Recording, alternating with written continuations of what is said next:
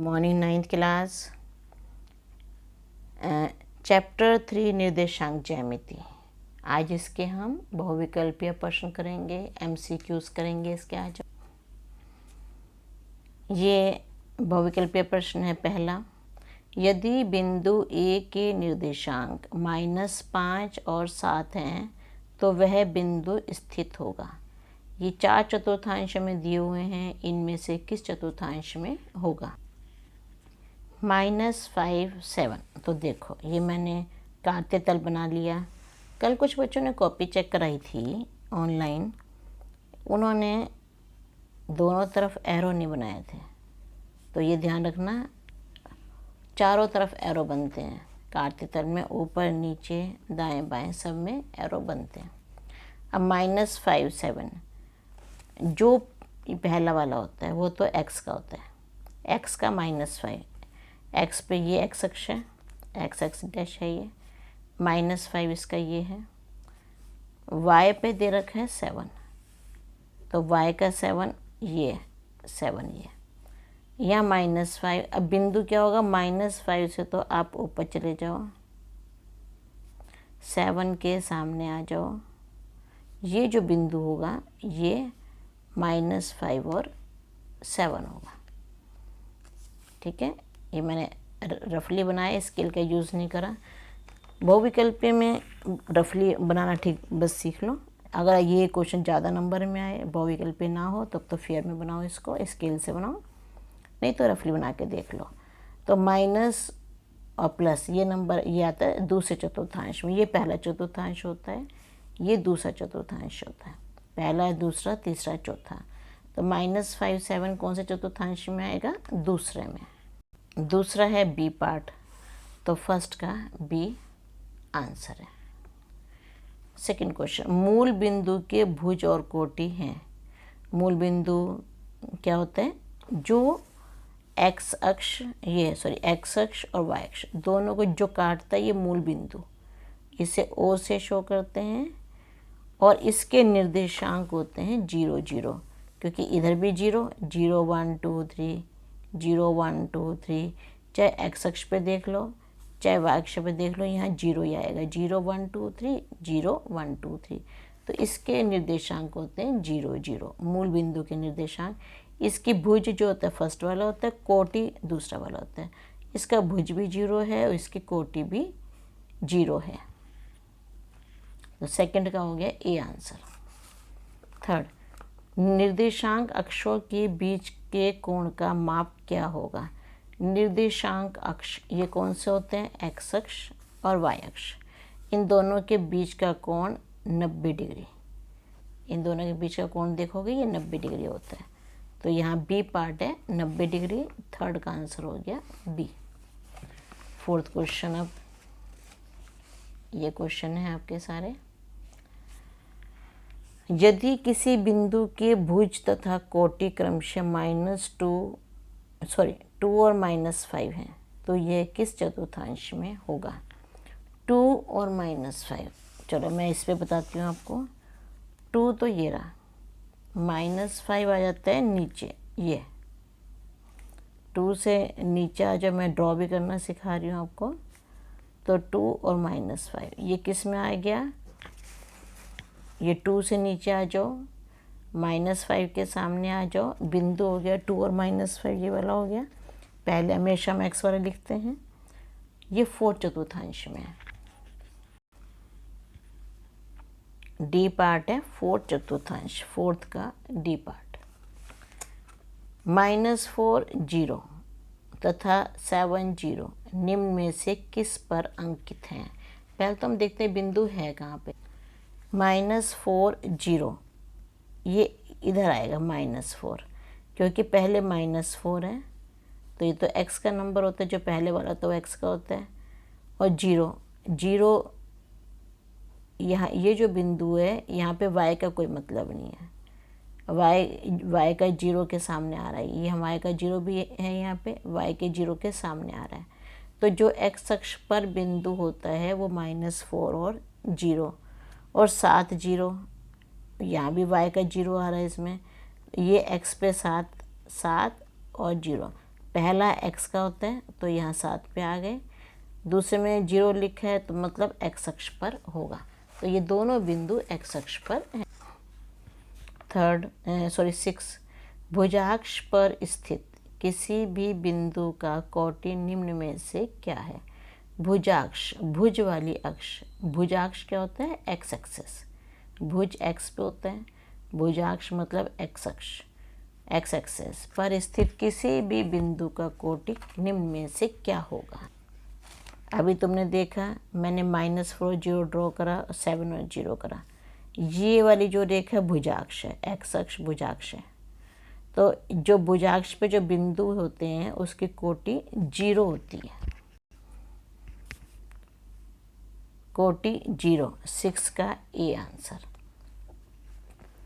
7, कोटि अक्ष पर किसी बिंदु का भुज निम्न में से क्या है। अब कोटि अक्ष ये वाली है। अब यहाँ पे कोई भी बिंदु अगर मैं लेती हूँ, मान लो 6 लेती हूँ, तो 6 तो y वाला नंबर है ना, 6 तो बाद में आएगा, y वाला पहले का में कुछ भी नहीं है तो 0। कोटि अक्ष पे जो बिंदु होता है भुज का वो 0 होता है। तो यहाँ पे ए पार्ट 7 का ए पार्ट। 8, यदि किसी बिंदु का भुज धनात्मक है तो वह बिंदु निम्न में से किस चतुर्थांश पर होगा। 4 ऑप्शन हमें दिए हुए हैं। अब इसी पे देखो, इसमें दिया हुआ है कि भुज धनात्मक है, इधर की साइड है, ये साइड भुज है धनात्मक, ये वाली साइड है। तो इसमें ये बताना है कि जिसका भुज धनात्मक हो वो किस चतुर्थांश में होगा। तो फर्स्ट चतुर्थांश में देखेंगे, क्योंकि इधर तो ऊपर है और नीचे है। फर्स्ट चतुर्थांश में भी जैसे हमने भी ये नंबर लिया 7 आया था, तो फर्स्ट चतुर्थांश में भी ये प्लस का होगा, धनात्मक होगा, और नीचे भी हमने ड्रॉ किया था 2, तो यहाँ भी भुज धनात्मक है, तो इन दोनों में धनात्मक होगा। फर्स्ट और फोर्थ 2 चतुर्थांश है, फर्स्ट और फोर्थ, डी पार्ट इसका आंसर आएगा, फर्स्ट और फोर्थ। यदि किसी बिंदु के भुज व कोटि क्रमशः -3 और 2 हैं, -3 और 2, वह बिंदु किस चतुर्थांश में होगा। अब देखो -3 और 2, -3 ये है और 2 दे रखा है साथ में, तो 2 ये है। -3 से ऊपर जाओ, 2 के सामने जाओ, तो ये बिंदु होगा -3 और 2। ये कौन से चतुर्थांश में, दूसरे चतुर्थांश में। बी पार्ट आएगा सेकंड चतुर्थांश, 9th का बी पार्ट। अब करते हैं क्वेश्चन नंबर 10। यदि 2 बिंदुओं के भुज समान हो और कोटि भिन्न हो तो दोनों बिंदु निम्न में से किस पर स्थित है। मैं एक एग्जांपल लेके समझाती हूँ जिसमें भुज समान और कोटि भिन्न हो। माना मैंने भुज ले लिया 2, ये तो भुज होता है, और कोटि ले ली 4, ठीक है। 2 बिंदु लेने, भुज यहाँ भी 2 हो गया, 2 चीज भुज सेम है दोनों के, 2 2, यहाँ मैं -4 कर देती हूँ। अब ये बिंदु देखो ये कहाँ आते हैं, तो 2 4, 2 के बाद 4 आ गया यहाँ पे, 2 4 और 2 -4, 2 यही है, -4 ये रहा, तो ये यहाँ पे एक बिंदु आ जाएगा 2 -4। अगर मैं यहाँ से देखो, ये यहाँ से यहाँ तक की एक सीधी लाइन बन गई, ठीक है। तो ये लाइन बन गई, ये कौन सी लाइन है, y के समांतर है, तो इसका मतलब y अक्ष के समांतर रेखा पर, सी पार्ट 10th का सी, ये y अक्ष है। देखो इसी के समांतर ये रेखा है, अगर भुज समान है तो वो रेखा समांतर होगी y अक्ष के। 11वां, ये मैंने जब तुम्हें क्वेश्चन करवाया था तब भी बताया था, बहुत इम्पोर्टेंट है ये 11वां और 12वां दोनों इम्पोर्टेंट हैं। बिंदु P4 3 की x अक्ष से लंबवत दूरी क्या है। तो पहले तो हम 4 और 3 को ड्रॉ करते हैं। 4 3, ये 4 हो गया, जो पहले नंबर होता है वो एक्स अक्ष पे होता है। 4 ये है और 3 ये है, तो 4 के सामने लाइन और 3 के सामने लाइन, सिंगल लाइन चाहिए। 4 3 4 3 बिंदु तो हमने ड्रॉ कर लिया। अब ये पूछा है इसकी एक्स अक्ष से दूरी क्या है। एक्स अक्ष क्या है, ये वाली एक्स अक्ष है। तो इन दोनों बिंदुओं के, इस बिंदु की इस लाइन से दूरी कितनी है, तो यहाँ पे देखो ये यहाँ से मैच करो 3, इस दोनों ये बराबर है ना, ये और ये दोनों बराबर हैं, तो ये कितनी होगी 3 होगी। ये आंसर है बी पार्ट, 11वें का बी पार्ट है, इसमें आंसर है 3। नेक्स्ट 12वां, बिंदु P43 की y अक्ष से लंबवत दूरी क्या होगी। सेम बिंदु y अक्ष से, ये बिंदु तो 43 है, y अक्ष ये वाला है, तो इस बिंदु से y अक्ष की दूरी मतलब इतनी दूरी बतानी है। इतनी दूरी को नीचे देखो क्या लिखा है, 4 लिखा है यहाँ पे, तो ये 4 हो गई। यहाँ पे इतनी दूरी, यहाँ से यहाँ तक की दूरी 4 है, ये वाली हमें तो ये दूरी नापनी है। अगर इस दूरी को देखेंगे तो यहाँ नीचे से 0 to 4 है, तो ये 4 है दूरी। तो ए पार्ट आंसर हो गया 12वें का। इम्पोर्टेंट क्वेश्चन है दोनों, ये भी इम्पोर्टेंट है और ये भी। बिंदु P ये भी इम्पोर्टेंट है। 4 3 की मूल बिंदु से दूरी कितनी है, इसको भी आप अपनी कॉपी में सॉल्व करोगे। बिंदु 4 3 की मूल बिंदु से, अब पहले तो 4 3 को देखते हैं कहाँ है। ये 4 है, 4 एक्स अक्ष पे, हम जो पहले होता है वो एक्स अक्ष पे और दूसरा वाला वाई अक्ष पे। 4 के सामने आ जाओ ऊपर की तरफ, 3 के सामने, तो ये बिंदु 4 3 हो गया। इसकी मूल बिंदु से यहाँ तक की हमें दूरी निकालनी है। मूल बिंदु ये है, मूल बिंदु से इसकी दूरी, ये बिंदु P हो गया। अब ये बन गया समकोण त्रिभुज, यहाँ बन गया समकोण